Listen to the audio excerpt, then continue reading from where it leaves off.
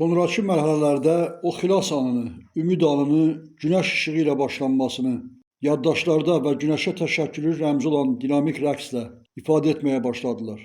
Gündüz vaxtları o iştirakçılar yarım dairədə üzü günəşə doğru dayanaraq, barmaq-barmaqdan tutaraq, ritmik rəqslə, şadiyanalıqla o hərəkət dinamikalarını icra etməyə başladılar. Yarımdairədə dayanmaq ona işarə idi ki, o rəqs iştirakçıları günəş işığına və onunla üz-üzə dayana bilsinlər. Gecə vaxtı isə günəşin simvolu olan işığa yalov, halov, alov kimi ad verib yaddaş daşıyıcısına gətirdilər. Çox-çox sonrakı tarixi mərhələlərdə o icranı yallı kimi adlandırmağa başladılar. Yallı Həzrəti Nuh dövrü tufanından sonrakı mərhələlərdə ilk şadlıq dinamik rəqsi kimi Gəmiqaya, Ağrıdağ arasında Nuhaşan o əraziyə məxsusdur. Yallı janr kimi Naxçıvan arasında kənardan gəlməyib. Yallı tutmaq o tarixi hadisənin bir xilas, bir sevinc icrasıdır. Onun tarixi çox-çox qədimdir. Babalarımız, atalarımız həmişə Naxçıvan toy məclislərində mütləq qaydada yallı tutmaqla, məşəllər yandırmaqla o ərazidə xilas, təşəkkür, işığa ümid kimi baxıblar. Yallı rəqs qruplarında qırmızı geyinməklə və başda olan yallı aparıcısının bir əlində mütləq olaraq qırmızı dəsmalla ifa ediblər. Qırmızı işığın, istinin tərənnümçüsüdür. Yallı janrı nəfəsli musiqi aləti olan zurna ilə icra olunur. Zurna, dəm zurna, davul yallı iştirakçılarını müşayiət edir. Zurna musiqi aləti səs tembirinə görə aparıcı, bütün musiqi səslərini bir yüksək səs nizamına səsləyir. Musiqi aləti olan zurna aparıcı bir səs olmaqla yanaşı, eyni vaxtda ərazi ad daşıyıcısıdır. Necə ki, zurvan, zəngəzur, astazur və s. O zurna səsi çox uzaqdan eşidilsə də, onun səs tezliyi, səs tembri məsafəyə görə dəyişmir. Eyni səs tembirini dəyişməz saxlayır. Çağırır, səsləyir, oyadır, düşündürür, əhval-ruhiyyəni yaxşılaşdırır. Zurna musiqi səsi mətinlik, şücaət, qəhrəmanlıq, əziyyətlərə sinə gəlmək, özünü təsdiq etmək, gizliləri bəyan etmək, qaranlıqlar arasında xilas və nicat çağrışıdır. O musiqi aləti kainat səsinin incə bir səs tərənnümçüsüdür. O dövr insanlar tufana qədər də, tufan ərəfəsindən sonra da yenə də bir inam daşıyıcıları olaraq qaldılar. Onlara məlum idi ki, işıq yaradıcı və törədicidir. İşıq, o işıqdan isti, o istidən yalov, halov, alov törüyər. O alova, o istiyə ki, bütün canlı varlıqlar, kütlələr, cisimlər, bütün bəşəriyyət o alova istiyə möhtacdırlar və möhtac olaraq da qalacaqlar.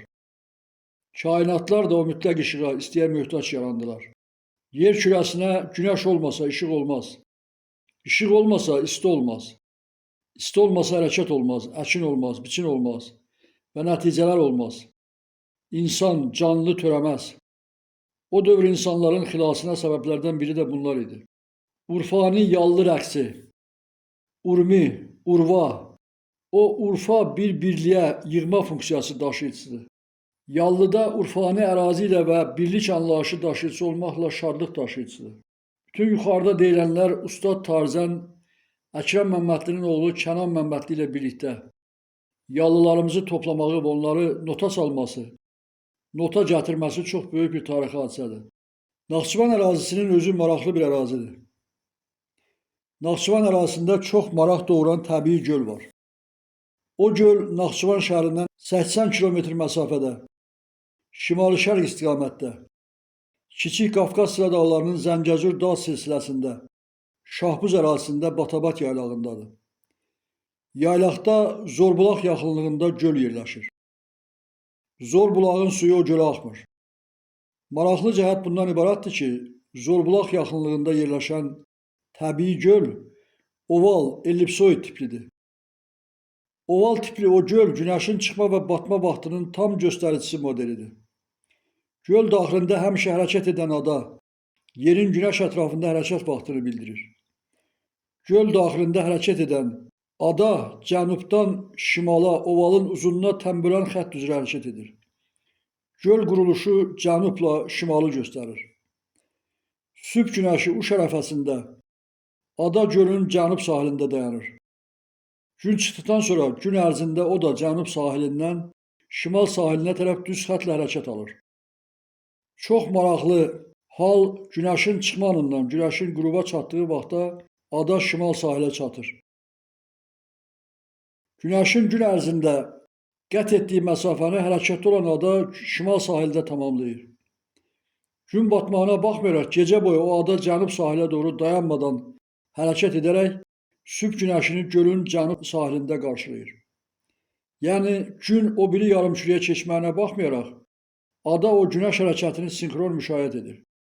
Bu hərəkətlə göl daxilində o ada heç vaxt hərəkət sürətini dəyişmir. Gün işığının yer kürəsinə düşməsini və yer kürəsinin günəş ətrafında bucaqda yer dəyişməsini karıxmadan qeyd edir. Bu gölün tarixi çox qədimdir. Göldəki ada yer kürəsinə nisbətdə günəşin hündürlük bucağını, hərəkət bucağının dərəcə bölgülərinin göstəricisine çevrilir. Günəşin hərəkət trayektoriyasını bildirir. Naxçıvan ərazisindən o göl, o ada günəşi təşəkkürlə, sevinclə müşahidə edir.